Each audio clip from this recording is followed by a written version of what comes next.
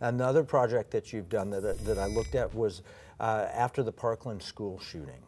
And you stepped in with a little bit of money and a great attitude. Can you describe what that project's about? Well, I think it's so unfortunate that people cannot understand what is the problem. If you go back 20, 30, 40 years, we didn't have these school shootings. Why did they suddenly crop up? Why is suicide up? Why is all this drug problem and heroin? What happened?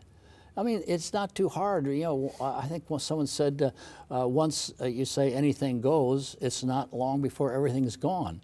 And so our whole Judeo-Christian value system has been eroded by the intrusion of secularism. President Obama once said we have to protect a lot of different religions, including those without a religion. That is kind of not correct. Everybody has a religion. Those who don't have a religion are secularists. And if you write an op-ed, the editors won't allow you to capitalize secularism.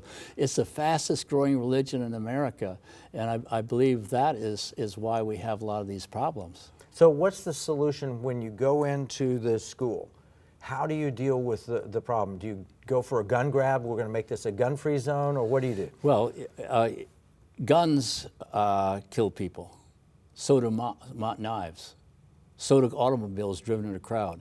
So the challenge is, how do we deal with the perpetrator? So the reason of this challenge that we gave is, how do we promote something like rachelschallenge.org? Check it out.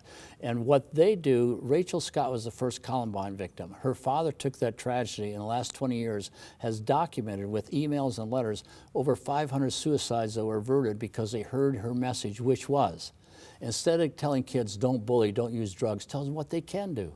You can positively impact the life of another human being by creating a chain reaction of kindness. And so the whole notion of how do we allow these young kids to know they have a purpose, and that is to love others. And by doing that, you take attention off yourself.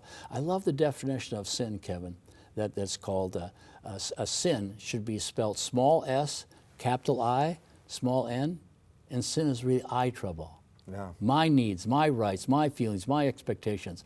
Once we can get rid of that and put that to death and say, how do I serve you? How do I make your life better? How do I be an encourager, or do I want to be a denigrator? And if you look what's happening in our society right now, we have this dichotomy between secularists and those who pursue the Judeo-Christian value system.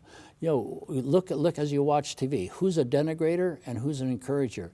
And what I'm really impressed with is the people that President Trump has surrounded himself, who are, to all intents and purposes, look to me like being born-again evangelical Christians. All these people seem to be dedicated to be people who want to encourage others and to move ahead.